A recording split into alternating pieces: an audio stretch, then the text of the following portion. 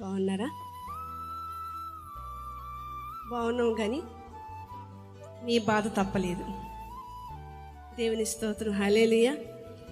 నేను అడిగింది మిమ్మల్ని అడుక్కోమని చెప్పట్లా, బాగున్నారని. దేవుని స్తోత్రం. చాలాసార్లు దేవుని యొక్క వాక్యంలో, ప్రసంగి గ్రంథంలో ఉంటుంది కదా, నీవు నీ దేవుని మందిరానికి వెళ్ళినప్పుడు అందరికీ తెలుసు కదా, తెలియని వాళ్ళు ఎవరు లేరు. ఇదే దేవుని స్తోత్రం, హల్లెలూయా. దేవుడు చక్కని మరి పునరుద్ధానపు ఆరాధనలో ప్రవేశించడానికి ప్రభు కృప చూపించాడు. నేను ఆలస్యం చేయకోకుండా వాక్యానికి వెళ్ళిపోదాం. చిన్న ప్రార్థించేద్దాం. పరిశుద్ధుడా, ప్రేమగల తండ్రి, నీకు వందనాలు, స్తుతులు, స్తోత్రాలు నాయన. ఈ ఉదయకాల సమయంలో ప్రభా, ఇప్పటి వరకు పాటలలో, ఆరాధనలో, వాక్య పఠనంలో, కానుకల సమర్పణలో నీ కృప తోడుగుంచారు నాయన. నీ పక్షాన్ని నిలవబడి అయ్యా నీకు వాక్యం అందించడానికి ఉంటుండగా ప్రభా, నేనుగా మాట్లాడితే ఎవరికి అర్థం కాదు, కానీ మీరే ఈ బిడ్డలందరితో కూడా మాట్లాడి మీ నామాన్ని మహిమ తెచ్చుకోనమని యేసయ్య నామములో అడిగి వేడుకుంటున్నాం తండ్రి, ఆమేన్. హల్లెలూయా. దయచేసి హల్లెలూయా అనగానే ఏం చేయాలి? రెండు చేతులనియా. టిఫిన్ టైంకి టిఫిన్ తినేస్తాం, భోజనం టైంకి భోజనం చేసేస్తాం. క్రైస్తవుడికి మాత్రం దేవుని మందిరానికి వచ్చినప్పుడు హల్లెలూయా అనగానే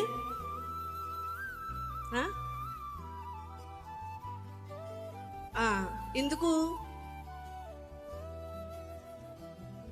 ప్రార్థన చేసుకుందామంటే ఏం చేయాలి? కళ్ళు మూసుకోకుండా కళ్ళు గట్టిగా తెరవాలా? లేదు. ఎందుకనంటే ఇవన్నీ కూడా దేవుని మందిరంలోనే మనం నేర్చుకోవాలి. బయట నేర్చుకోవడానికి కుదరదు. దేవుని మందిరంకి వచ్చిన తర్వాత మన అందరం కూడా దేవుని బిడ్డలంగా ప్రతిష్ఠించేసుకోవాలంతే. మనకు జరిగేది ఎన్ని గంటల ఆరాధన?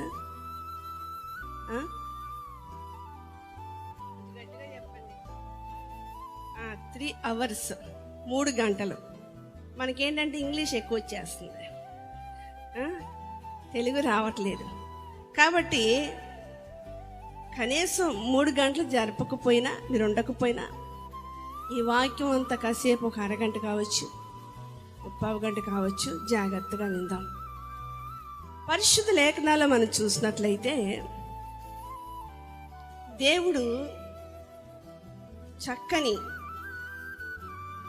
పేర్లతో వారి యొక్క జీవిత విధానాన్ని గురించి దేవుడు రాసిపెట్టించాడు. చాలా సంతోషం. అలాంటి వారి జీవితాల్లో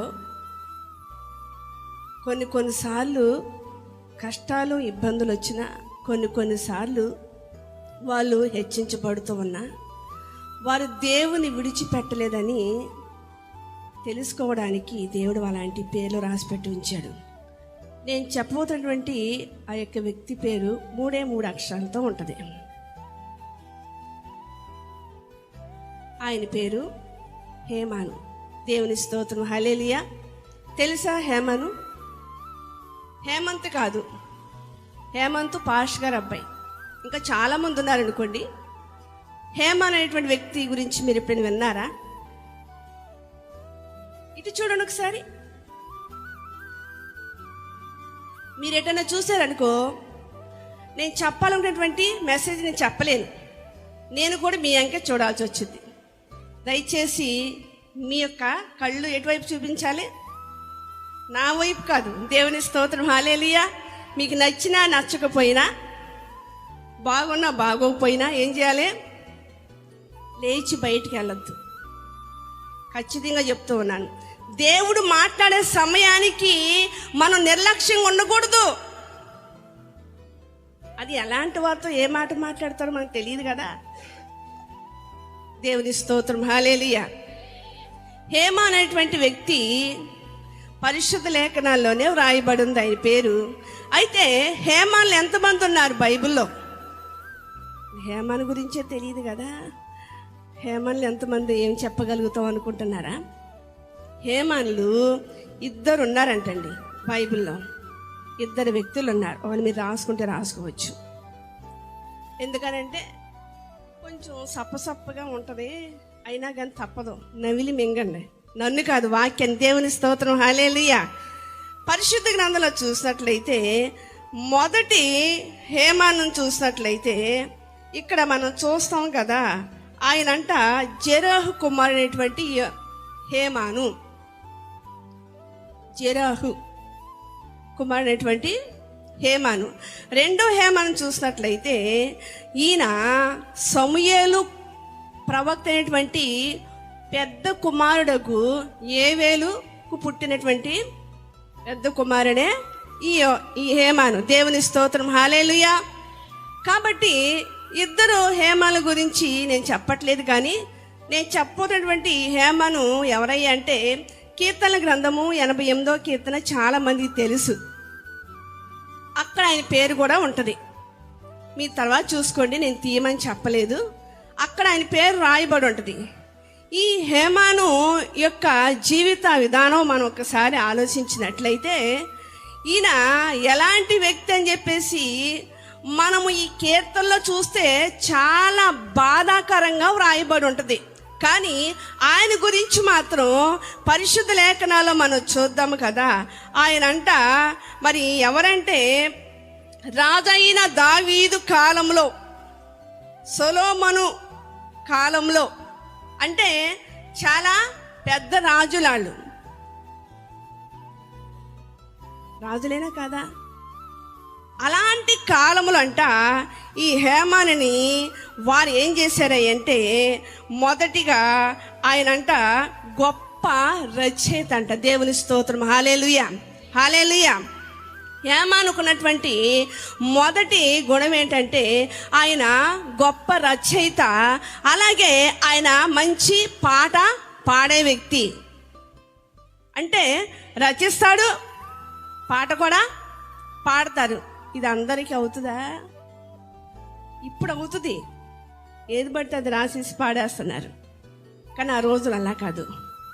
చాలా జాగ్రత్తగా మరి దేవుని ఆత్మ చేత వాళ్ళు పాటలు రాసి అది పాడేవారంట. అది పాడుతున్నప్పుడు దేవుని యొక్క అభిషేకముతో ప్రతి వారు కూడా నింపబడేవాళ్ళు అంటండి. ఈ రోజుల్లో దేవుని ఆత్మతో నింపబడడానికి ఎన్ని ఇన్స్ట్రుమెంట్స్ కావాలి, ఎంతగా టైం హెచ్చించాలి. అయినను మనలో ఏమి లేదు, మంట లేదు. దేవుని స్తోత్రం, హల్లెలూయా. ఆత్మ మంట లేదు. ఆత్మ మంటుంటే అభిషేకంతో నీవు నింపబడతావు. ఈ అభిషేకము దేవుడిచ్చేదండి. అది పొందుకునేటువంటి దేన స్థితిలో చాలామంది ఉంటున్నారు. కానీ ఈ హేమాను అలాంటి వాడు కాదు. ఆయన చాలా గొప్ప పాట పాడేటువంటి వ్యక్తి. ఇంకా మూడవది ఇందులో చూసినట్టయితే మూడో మరి గుణం ఏంటంటే ఈయనంట గొప్ప సంగీతకారకుడు. దేవుని స్తోత్రం, హల్లెలూయా. సంగీతం అంటే అది ప్యాడ్, కీబోర్డు, ఇంకా ఏమైనా కావచ్చు. మీరు కూడా చప్పట్లు కొడితే మీరు కూడా సంగీత అరలే కదా. కానీ మనం ఏం చేస్తాము, కొట్టం. ఎందుకనంటే ఇంటి దగ్గర బయట పనులు చేసి చేసి మన చేతులు ఏమైపోయినాయి, ఓపిక తగ్గిపోయింది. అందుకే చాలా చోట్ల అందరికీ ఏమొచ్చేస్తుందంటే కాల్షియం ప్రాబ్లం వచ్చి మంచి ఆహారం తీసుకోమని డాక్టర్ చెప్తూ ఉన్నారు. కానీ ఆత్మీయంగా నీవు బలపరచబడడానికి అది కాదు. ఏది కావాలి? దేవుడిచ్చేటువంటి ఆత్మీయ ఆహారము, ఆ పద్ధతులు మనము అవలంబించాలి. ఇక్కడ చూడండి, ఈ హేమాను మంచి రచయిత, మంచిగా పాట పాడేవాడు. మూడవది ఆయన సంగీత కారకుడు. ఇంకోటి ఏంటంటే ఆయన గొప్ప నాయకుడు అంటండి. దేవుని స్తోత్రం, హల్లెలూయా, హల్లెలూయా. ఎందుకు ఒక్కసారి మనం పరిశుద్ధ లేఖనాలు మనం చదువుదాము. ఎందుకంటే ప్రతిది కూడా పరిశుద్ధ గ్రంథంలో నుండి మనం చదివితే చాలా బాగుంటుంది. పరిశుద్ధ గ్రంథంలో నుండి 1వ దినవృత్తాంతాల గ్రంథము 6వ అధ్యాయము 31, 32 చదువుకుందాం.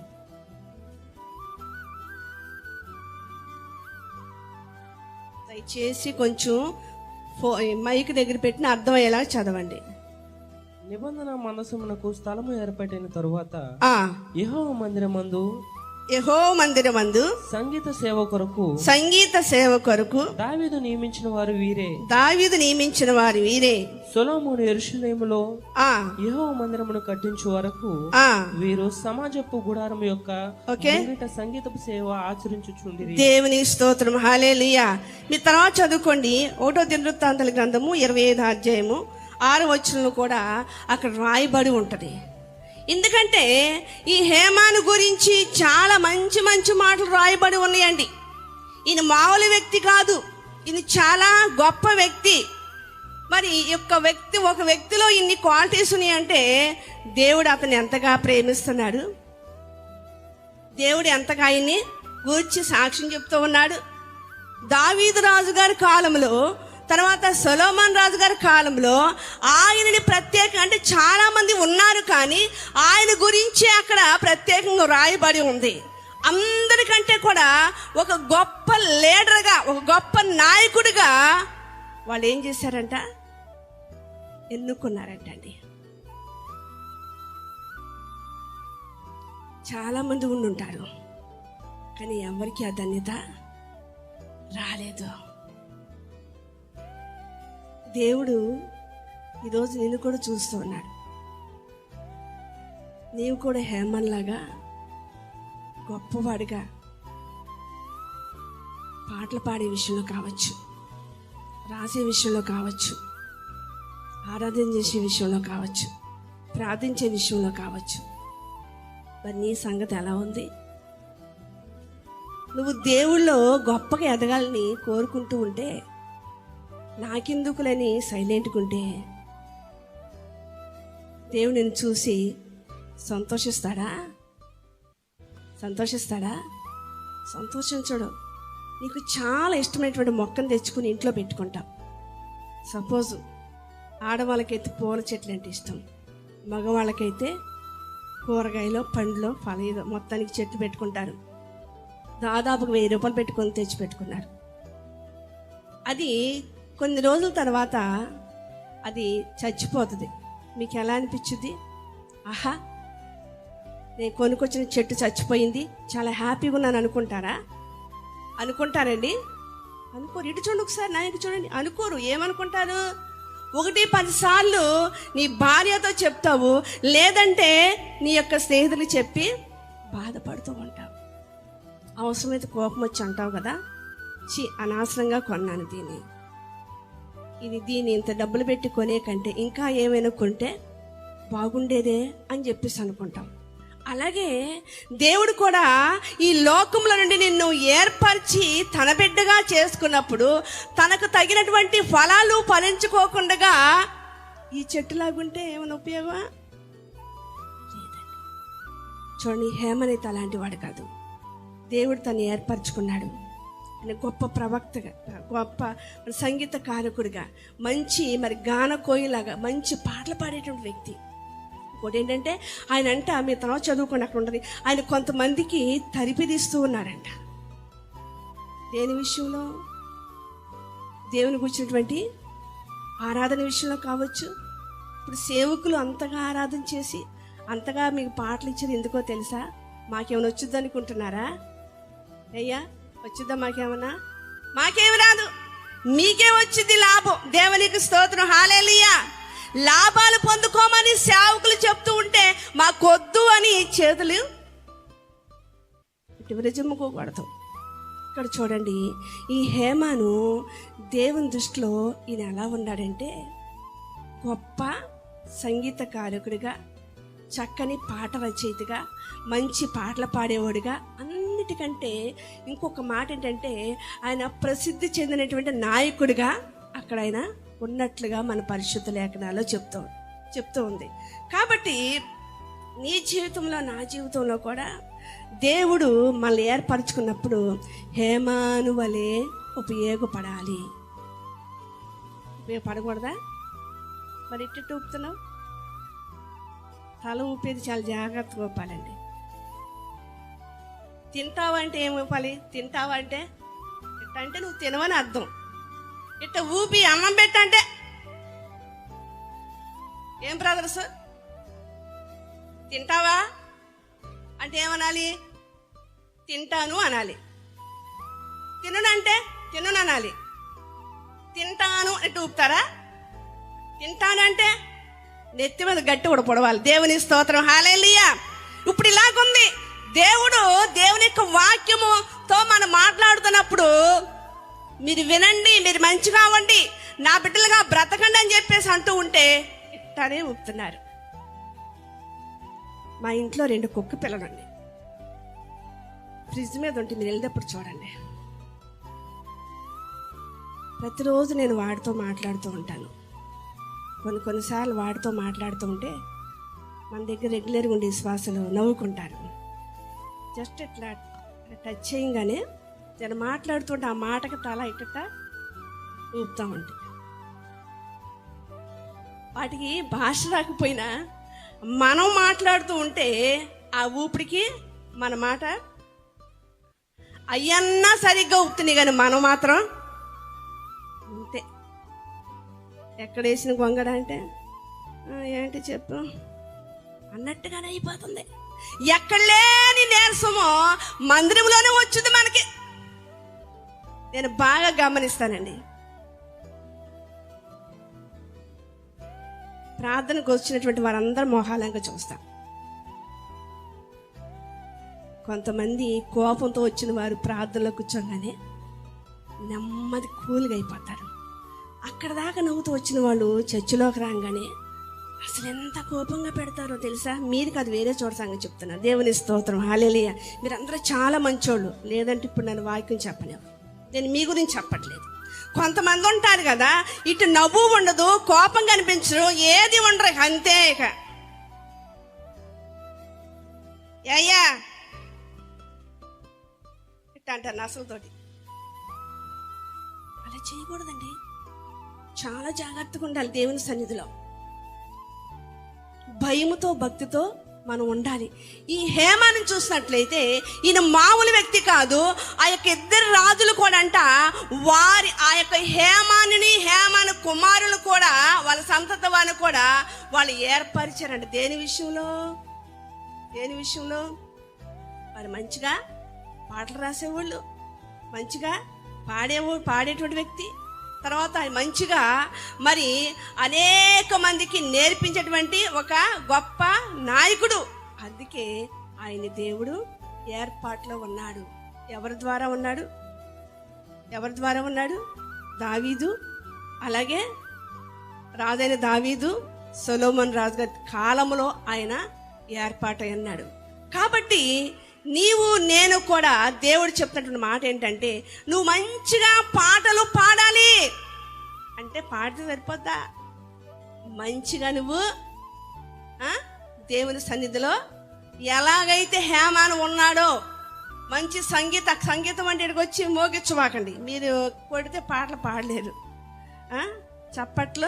చప్పట్లు మీరు కొట్టండి, దేవునినే స్తుతించండి అంటే ఇది ఎందుకు పాడాను?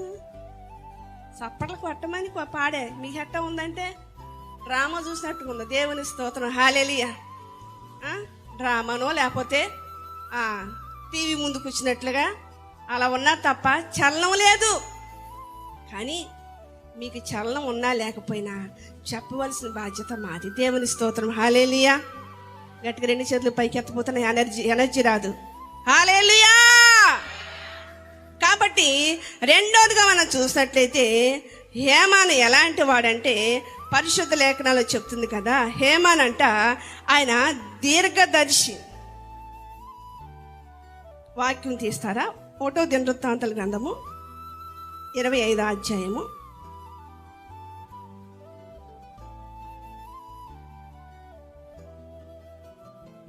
53వ వచనం చదువుతాం.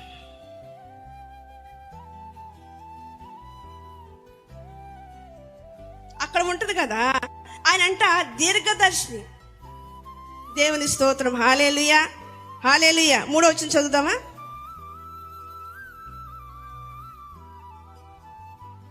ఆ,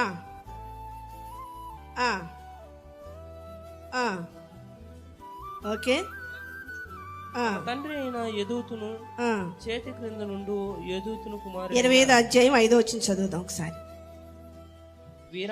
వీరందరూ దేవుని వాక్య విషయంలో రాజునకు దీర్ఘదర్శియగు హేమాను యొక్క కుమారులు. హేమాను యొక్క కుమారు. దేవుని స్తోత్రం. హల్లెలూయా, హల్లెలూయా. విషయం ఏంటంటే అక్కడక్కడ పడేసరికి నాకు అర్థం కాదు. ఇది రాసినప్పుడేం బాగా లైన్కి వచ్చింది, తర్వాత సేవ్ చేసరికి అయిపోయేసరికి కొంచెం పదాలు పక్క జరిగింది. దేవుని స్తోత్రం. హల్లెలూయా. ఇక్కడంట ఈయనంట దీర్ఘదర్శి. అంటే దీర్ఘదర్శిని ఎవరిని పిలుస్తారు? ఇటు చూడండి సార్, ఎవరిని పిలుస్తారు? దీర్ఘదర్శిని అంటే రాబోయే భవిష్యత్తు గురించి తెలియజేసేవాడే. అంటే వాళ్ళకి తెలుసుతా, దేవుడు తెలియపరచమంటే తెలియపరుస్తాడు. ఆ రోజుల్లో గొప్ప ప్రవక్త సమూయేలు, దానికంటే ముందు ఏలియా, ఎలీషా కూడా. వీళ్ళు దేవుడు ఏదైతే చెప్పమని చెప్పాడో వాళ్ళు ఆ యొక్క దేశంలోనికి వెళ్ళి దేవుడు చెప్పమన్న మాటలు వాళ్ళకు బయలుపరిచేవారండి. ఆ యొక్క దీర్ఘదర్శి లేదంటే ఆ ప్రవక్తలు ఆ యొక్క దేశానికి వస్తూ ఉంటే మార్గ మధ్యలోనే కొంతమంది చూసి భయపడేవారు. ఎందుకంటారు? ఇటు చూడండి ఒకసారి, మీ కింద చూడదు. ఎందుకు తెలియదా మీకు? ఎప్పుడు సేవకులు చెప్తూనే ఉంటారు, చెవిటోడు చెవులో శంఖ ఊదినట్టుగా ఆయన ఊదుతూనే ఉంటారు. మనకి అర్థం కాదు. ఎందుకో తెలుసా? మంచి తీసుకొస్తున్నాడు వర్తమానం, లేదంటే చెడు తీసుకొస్తున్నాడు. మేము బాగుండాలని, మేము బాగుపడాలని కోరుకుంటాను వస్తున్నాడో, లేదా దేవుడు ఏమైనా శాపం తీసుకొచ్చి చెప్పమని చెప్తా వస్తాడు. భయపడేవాళ్ళండి. ఎందుకో తెలుసా? ఆ రోజులో వాళ్ళంతా భక్తి కలిగి ఉండేవాళ్ళు కాబట్టి, అంత గౌరవం ఇచ్చేవాళ్ళు కాబట్టి. ఈ రోజులో అది లేదు. సేవకుడు ఒకటి చెప్తే మనం ఇంకొకటి చేస్తాం, దేవుడు ఒకటి చెప్తే మనం ఇంకో దారిలోకి వెళ్తాం. అలా కాదు. దీర్ఘదర్శి అంటే దేవుడు చెప్పమన్నది చెప్పాలి. ఆయనంట ప్రవక్త అంటండి. ఏంటది? ప్రవక్త అంట. ఆయన ప్రవక్త ఎలాంటి వాడు? సత్యమైన మాటలను చెప్పాలండి, అసత్యమైన మాటలు చెప్పకూడదు. ఒక క్రైస్తవుడు ఉన్నటువంటి నీవు, నేను, మనందరం కూడా దేవునికి వచ్చేటువంటి వార్త అది సత్యమైందని చెప్పి ఎరిగి మనం మాట్లాడాలి, అది బోధించాలి. అలా చేయగలిగిన వాడే దీర్ఘదర్శి, లేదంటే ప్రవక్త. అది హేమాను జీవితంలో ఉంది. దేవుడు ఏర్పరచుకున్నటువంటి రాజునకు దీర్ఘదర్శిని అంటే రాజుకి దేవుని యొక్క వాక్కుని అందించడానికి ఒక దీర్ఘదర్శిగా ఆయన దేవుడు ఎన్నుకున్నాడు. నిన్ను కూడా చాలాసార్లు దేవుడు ఎన్నుకోవాలనుకుంటున్నాడు కొన్ని విషయాల్లో దేవుని కోసం. నీవేం చేస్తూ ఉన్నావంటే, నాకొద్దులే ప్రభా ఆ పక్కన వాళ్ళకి ఇవ్వండి, నాకొద్దులే ప్రభా నాకు ముందున్న వాళ్ళకి ఇవ్వండి, నేను ఎట్టానే ఉంటానంటే ఇంకా నువ్వెప్పుడు బాగుపడతావు? నువ్వెప్పుడు సత్యం గురించి ఎదుటివారు చెప్పగలుగుతావు? ఒకసారి ఆలోచించేయండి. ఇక్కడ చూడండి, ఈయనంట ఎలాంటి వాడంటే దీర్ఘదర్శిని అంట, తర్వాత దేవుని యొక్క ప్రవక్త అంట. అయితే ఈ దేవుని యొక్క ప్రవక్త దీర్ఘదర్శి అయితే దేవుని చిత్తాన్ని నెరవేర్చేవాడు. హల్లెలూయా, హల్లెలూయా. దేవుడు ఏదైతే చేయమన్నాడో, ఏదైతే చెప్పమన్నాడో అది పొల్లు పోకుండా చెప్పగలిగేవాడే. దేవునికి స్తోత్రం. హల్లెలూయా. అది హేమాను చేశాడు. నువ్వు చేయగలుగుతున్నావా? నువ్వు చేయగలుగుతున్నావా? చేయకపోయినా కానీ దేవుడు మాట్లాడుతుంటే మనకి కోపాలు వస్తాయి. తప్పు చేసిన వారికి కోపం వచ్చేది, తప్పు చేయని వారికి కోపం రాదు. ఇంకో మాట బైబిల్లో ఉంది. హేమాను, ఇప్పుడు నేను చెప్తున్నాడు, హామాను కూడా ఉన్నాడు. ఎక్కడా? హామాను గురించి తెలుసా? ఏమోనండి, తెలియదండి. ముదినేపల్లిలో ఉన్నాడేమో, లేదంటే విజయవాడలో ఉన్నాడేమో అని చెప్పకూడదు. హామాను ఎస్తేరు గ్రంథంలో ఉన్నాడు. దుష్టుడైన హామాన్ అని చెప్పేసి పరిశుద్ధ లేఖనాలు అక్కడ వ్రాయబడి ఉంది. కానీ ఈ హేమాన్ అలాంటి వాడు కాదు. దుష్టులు సహితము కూడా వారి యొక్క మనసులు మార్చగలిగే సత్యమైన మాటలు బోధించేవాడే హేమాను. మరి నీ పరిస్థితి ఏంటి?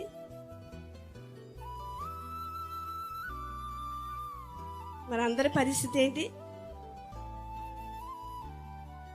ఇక్కడ చూడండి, దేవుడి ఏర్పాట్లో ఉన్నటువంటి బిడ్డలు ఎప్పుడు కూడా వాళ్ళు దేవుని యొక్క సన్నిధి కోసమే ఆశపడతారు. ఎప్పటికప్పుడే దేవుడు ఏమైనా కొత్త విషయాలు చెప్తాడేమో, ఏమైనా కొత్త విషయాలు ఎదుటి వారికి చెప్పమంటాడేమని చెప్పేసి ఆయన ఎప్పుడు కూడా ప్రార్థనలో దేవుని యొక్క సన్నిధులు అంట కనిపెడుతూ దైవ దర్శనాలు పొందుకునేటువంటి వ్యక్తి అంటే హేమాను. మనమైతే కళ్ళు మూస్తే చాలు, ఏదో వచ్చి పడిపోతుందని, ఏదో వచ్చి నలిపేస్తుందని, ఏదో వచ్చి గిచ్చేస్తుందని, ఏదో వచ్చేసి మనల్ని నాశించేంత ఏ కలలో దేవుని దర్శనాలు ఏమైనా నువ్వు చూడగలుగుతున్నావా? చూడకపోతే నువ్వు దేవుని దృష్టిలో వ్యర్థమే. దేవునికి స్తోత్రం. హల్లెలూయా, హల్లెలూయా. ఇక్కడ చూడండి, దేవుడు హేమానుని ఎంతగా మరి ఎన్నుకున్నాడంటే ఆయన గొప్ప ప్రవక్తగా ఎన్నుకున్నాడు. దేవుని యొక్క సత్య వాక్కులు తెలియజేయటానికి కొరకు, ఆయన చిత్తాన్ని నెరవేర్చడానికి కొరకు హేమాను ఎన్నుకుని హేమాను ఆ రీతిగా నడిచాడండి. ఈయన బిలాము త్రోవలో నడవలేదు, ఈయన కయ్యను త్రోవలో నడవలేదు. ఎవరు త్రోవలు నడిచారంటే యేసయ్య చెప్పినటువంటి ఆ సత్య మార్గములో నడిచినటువంటి వ్యక్తి ఈ హేమాను. మనము కూడా అలా ఉండాలి ప్రభు సెలవిస్తున్నాడు.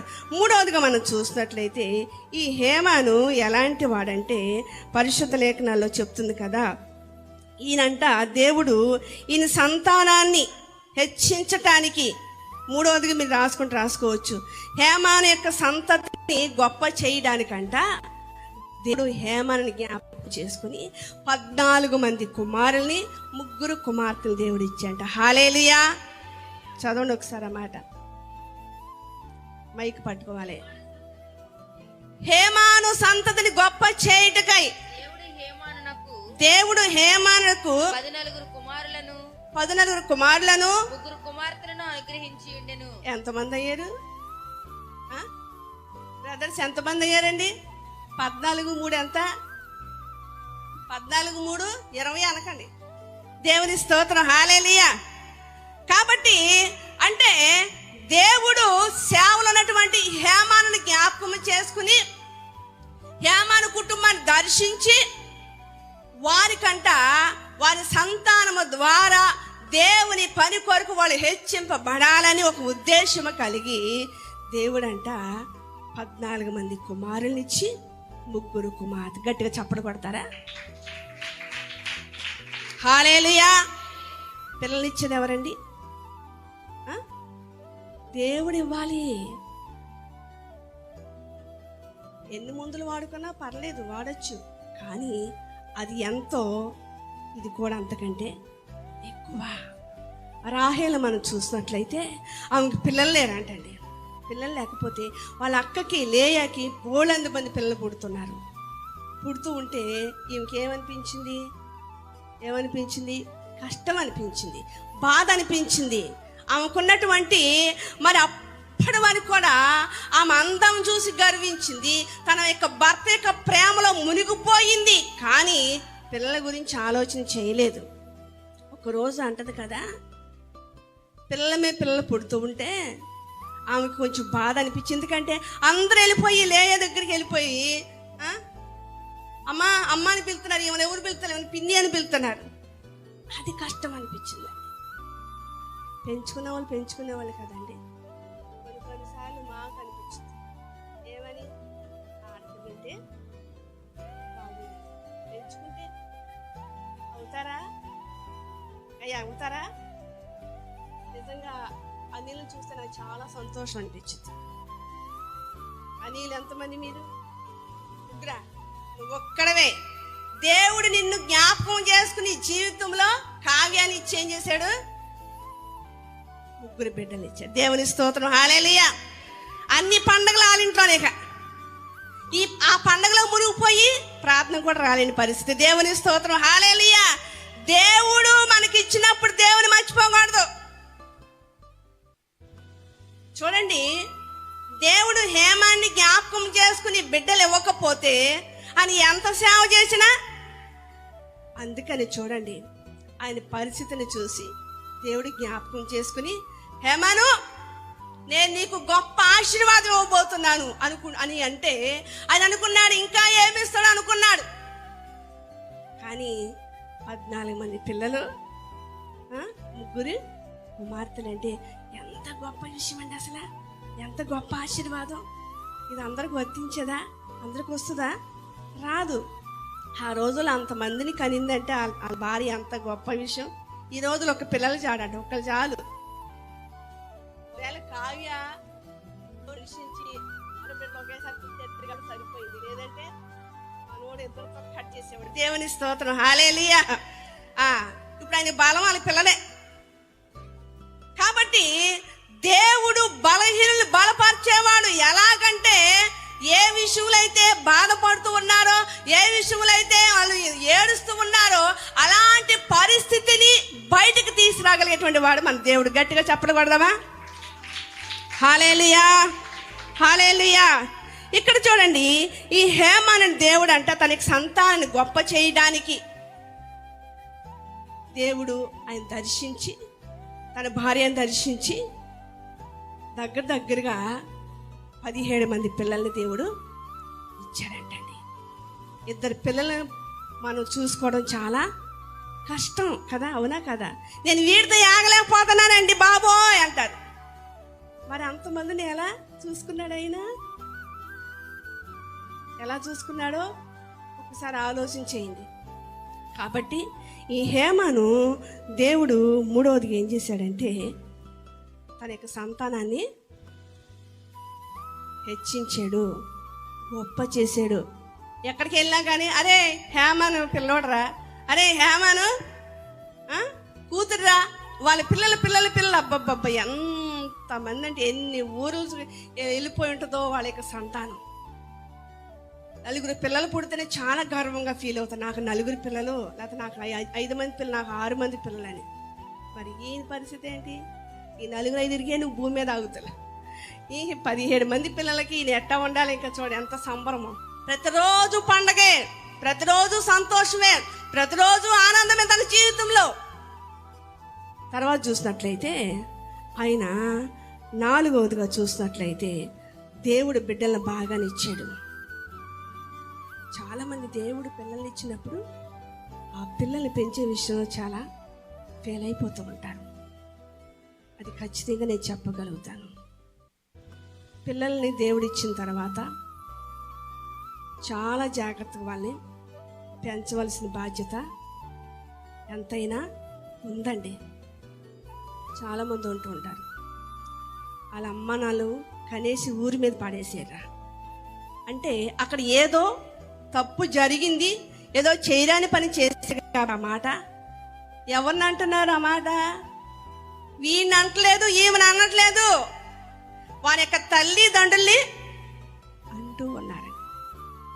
అయితే ఇక్కడ చూడండి, ఈ హేమన్ అలా చేయలేదు.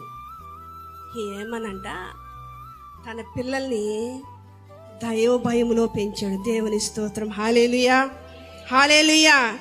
దేవుని అందరి భయభక్తులతో పెంచాడు. పరిశుద్ధ లేఖనాలు ఉంది కదా, సామెతల గ్రంథంలో మరి 22వ అధ్యాయము 6వ వచనంలో ఉంటుంది, బాలుడు నడవవలసిన త్రోవను వానికి నేర్పుము, వాడు పెద్దవాడైనప్పుడు. దేవుని స్తోత్రం, హల్లెలూయా, హల్లెలూయా.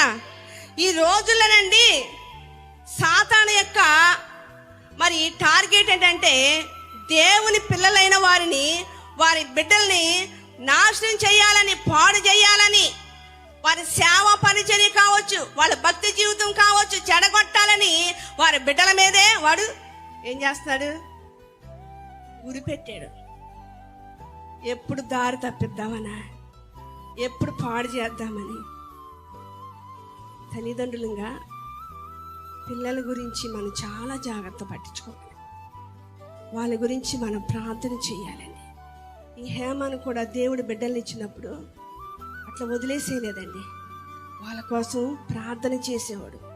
తండ్రి చేస్తున్న ప్రార్థన, తండ్రి పాడుతున్న పాటలు, తండ్రి చెప్తున్నటువంటి ఆ సత్యవాక్యాలు, తండ్రి మరి రచిస్తున్నటువంటి ఆ రచయిత పాటల ఆ యొక్క పుస్తకం కావచ్చు, లేదంటే వాళ్ళందరూ లీడ్ చేయటంలో ఒక నాయకుడిగా ఎలా ఉన్నాడో అవన్నీ కూడా బిడ్డలకి తెలియజేసినట్లుగా నేర్పించాడు.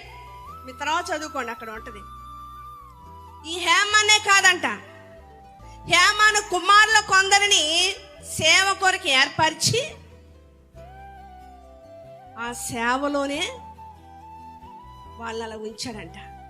చాలా మంది అనుకుంటారు సేవ అంటే బైబిల్ పట్టుకుని వాక్యం చెబుతుమే, సేవ అంటే మైకు పట్టుకుని పాటలు పాడమే. కాదండి. అక్కడ సేవ అంటే సమయాలు జ్ఞాపకం చేసుకోవాలి. ఒక మాట ఉంటుంది కదా, ఈ యొక్క హేమానంట ఆ పద్ధతులన్నీ తన బిడ్డలకి ఎందుకు నేర్పించాడంటే, వాళ్ళ తాతగారు గొప్ప ప్రవక్త. ఎవరు తాతగారు? హేమాన్ యొక్క తాతగారు గొప్ప ప్రవక్త. ఆయన పేరే సమూయేలు. సమూయేలు యొక్క తల్లి కూడా మంచి ప్రార్థన పర్రాలు. ఇవన్నీ కూడా ఎక్కడి వచ్చినాయి? హన్నా ద్వారా సమూయేలుకి, సమూయేలు ద్వారా మనవడికి వచ్చింది, కానీ తన కుమారుడికి వచ్చినట్లుగా మన బైబిల్లో చూస్తలేదు.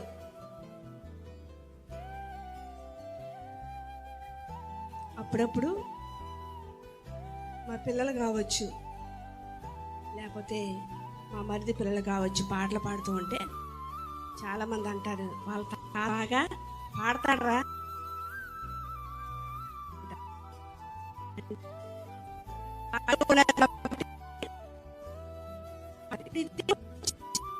ఆయన ప్రవక్త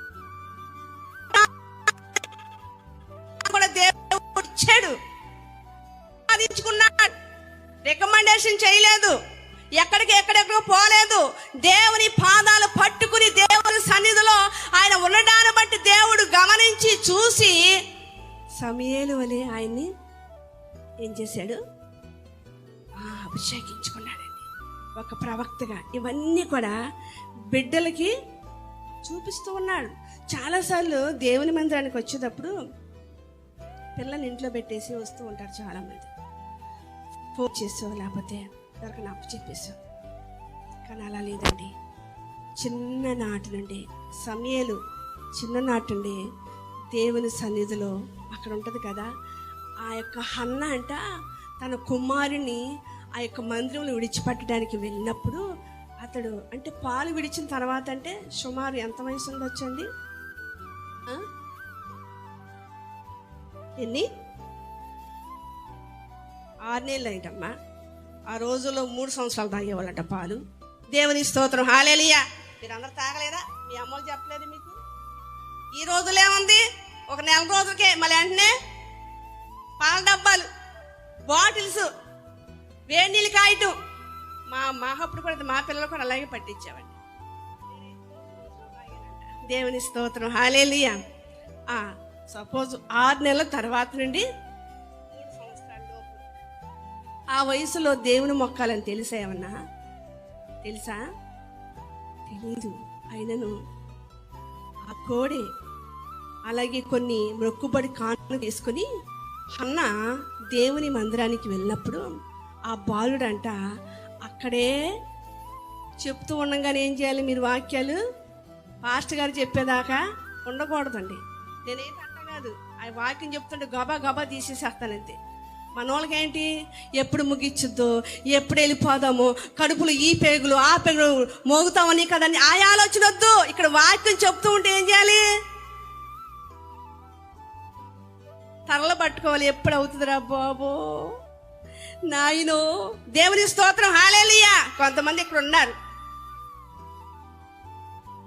కనీసం 1 గంట సేపు దేవుని వాక్యం వినలేవా? 1 గంట సేపు టీవీ దగ్గర కూర్చుంటావు, 1 గంట సేపు నీ స్నేహితులు గడుపుతూ ఉంటావు, టైం తెలవదు. కానీ దేవుని యొక్క సన్నిధిలో దేవుని వాక్యం వినడానికి నువ్వు ఎందుకు ఉండలేకపోతున్నావు? ఒక్కసారి జ్ఞాపకం చేసుకోండి.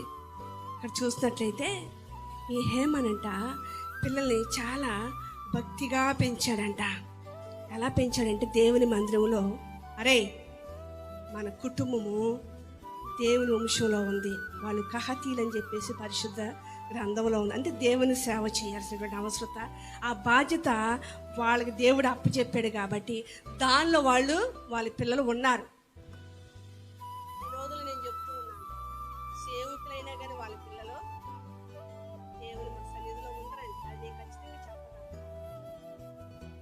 చాలా మంది ఎందుకో తెలుసా, ఈ లోకపు దేవత వారి కన్నులకు గ్రుడ్డుతనం కలుగజేసి దేవుని మహిమను చూడకోకుండా లోకపు అలవాట్లు, లోకపు ఆశలతో వాళ్ళని ముంచాలని చూస్తూ ఉంది.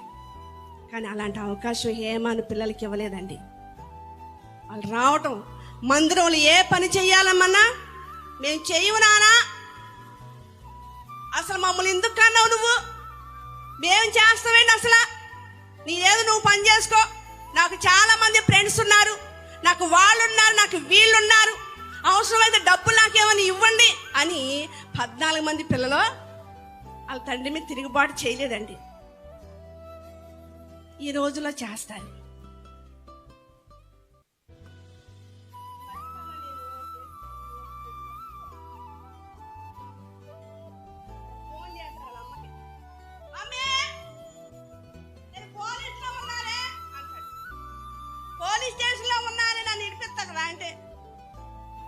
మంచిగా చదువుకోరా, బాగుపడని వాళ్ళ అమ్మ చక్కగా పంపిస్తే ఆడేం చేస్తున్నాడు, చిల్లర పనులు చేసి నువ్వు రాయా అని పిలుతున్నాడు. అలాంటి పిల్లలు లేరా ఈ రోజుల్లో? లేరా? ఉన్నారు, ఖచ్చితంగా ఉన్నారు. యవనస్తున్నటువంటి మీరు ఎవరైనా కావచ్చు, హేమన్ యొక్క బిడ్డల వల్ల మీరు జీవించాలని ప్రభు కోరుకుంటూ ఉన్నాడు. హేమన్ ఎలా చేశాడు తెలుసా? తన పిల్లలకి పరిచర్య చేయడం నేర్పించాడండి. పరిచర్య చేయటం. నేను మగపిల్లాను కదా, నేను తొడవడం ఏంటి, నేను మగపిల్లాను కదా సాపలేయడం ఏంటి, నేను మగపిల్లాను కదా వంట చేయడం ఏంటి, నేను మగపిల్లాను కదా నేను అవి హేనమైనటువంటి పనులను ఏం చేయడం అని చెప్పేసి వాళ్ళు ఎదురికించలేదండి. మన పరిస్థితి ఇది. దేవుని ఆశీర్వాదం మనకు ఊరికనే వచ్చేయాలనుకుంటాం, రాదు. నేను ఖచ్చితంగా చెప్తాను. హేమానికి అంత సంతానోత్పత్తి వచ్చిందంటే ఊరికే వచ్చిందనుకున్నారా? ఎంత కష్టపడ్డాడు దేవుని సేవలో, దేవుని పరిచర్యలో, దేవుని మందిరములో ప్రథమ స్థానుడిగా ఆయన ఒక మంచి పేరు పొందుకున్నాడంటే చాలా ఇబ్బందులు పడుతూ ఆయన పైకి వచ్చాడు. పోయినసారి మనకి మందిరం స్లాబ్ క్రితం, దానికి ముందు ఆదివారం నేను ఒక వాక్యం చెప్పిన తర్వాత నేను మళ్ళా ఒక నెల రోజుల దాకా బయటికి రాలా. ఎవరి గురించి చెప్పాను గుర్తుందా? అదే పదే సార్లు చెప్పాలని దేవుడు ప్రేరేపణ. ఆ వాక్యం చెప్పాను గుర్తుందా? అబ్బా,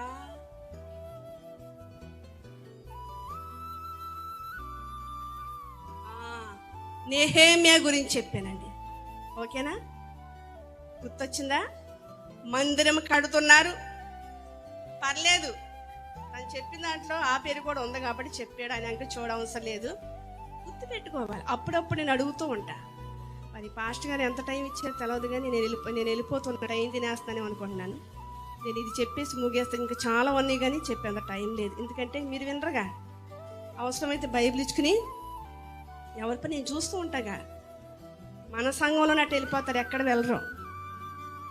కానీ దేవుని మీరు బాధ పెడుతున్నారు అంతే, మమ్ములు కాదు. నువ్వు మధ్యలోనే వెళ్ళిపోతున్నావు బైబిల్ ఇచ్చుకునంటే ఎవరిని బాధ పెడుతున్నట్టు? మేమేం బాధపడం. వచ్చే ఆశీర్వాదాలు నువ్వు చెడగొట్టుకున్నావంటే, 1-2 గంటలో దేవుని వాక్యం వినలేవా? పిచ్చి సోదంతా నువ్వు వినడానికి చెవులు మరి కోసుకుని వింటావు. వినపడతలేదే? గట్టిగా చెప్పు, కొంచెం గట్టిగా చెప్పురా. నాలాంటిదైతే డబ్బా మోతే, చిన్నగా మాట్లాడితే హాస్పిటల్కి వెళ్తే డాక్టర్ గారు వినపడలే చెప్పండి అంట. ఎనర్జీ వేస్ట్ చేసుకోకూడదమ్మా అంటాడు. దేవుని స్తోత్రం. హల్లెలూయా, హల్లెలూయా. నాకేంటి పెద్దగా మాట్లాడు, మా పెద్దోడు కూడా చాలా చిన్నగా మాట్లాడతాడు. నన్ను అంటాడు, మమ్మీ అంత గట్టిగా మాట్లాడతావు అంటాడు. నేనేం చేయను, ఇంత గట్టిగా ఒకప్పుడు మాట్లాడేదని కాదు, సేవలోకి వచ్చిన తర్వాత ఆటోమేటిక్గా దేవుడు అట్ట మార్చేశాడు. దేవునికి స్తోత్రం. హల్లెలూయా. ఎవరితో మాట్లాడేదని కాదు, తెలుసు ఇలా కొంతమంది ఉంది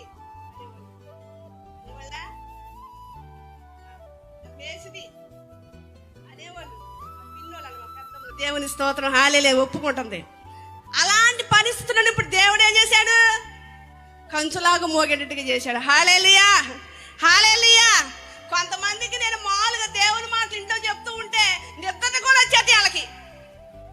ఫోన్లో మాట్లాడినా వాళ్ళు అదేంటో తెలవదు. చూడండి, ఇక్కడ ఈ హేమాను యొక్క పరిస్థితిని చూసినట్లయితే తన పిల్లల విషయంలో ఆయన ఏమాత్రం కూడా గారం పెట్టలేదండి. గారం పెట్టొచ్చు, బుజ్జగించవచ్చు, ఏవైనా కొని పెట్టచ్చు, కానీ దేవుని సన్నిధికి వచ్చేసరికి చాలా జాగ్రత్తగా ఉంచాలి పిల్లల్ని. మేము ఇంత పరిచయంలోకి వచ్చామంటే మాకిద్దరు పిల్లలు ఉన్నారు. వాళ్ళు ఎప్పుడు కూడా మేము మాతో పెట్టుకోవడం కాదు, అటు విశ్వాసులుగా అప్పు చెప్పేసేవాళ్ళు. మాకంటూ బంధువులు ఉన్నది ఎవరయ్యా అంటే మాకు విశ్వాసులే. మీరే మాకు అంటే మీరంటే మీరు, మేము ఎక్కడ పరిచయం చేసినా ఇంకా వాళ్ళకి తినిపించడం అని ఏదైనా కానీ వాళ్ళే చేసేవారు. నేనే ఒక చిన్నపిల్ల, నాకే మళ్ళీ ఇంత చిన్నపిల్లలని చాలా బాగా చూసుకునేవాళ్ళండి. అందుకే నేను నా పిల్లలైనా వాళ్ళు దూరం వెళ్ళినా వాళ్ళు వెంటనే మళ్ళీ అమ్మో మందిరం ఎలా ఉందో, విశ్వాసులు ఎలా ఉన్నారు. మరి మీకుంటుందా?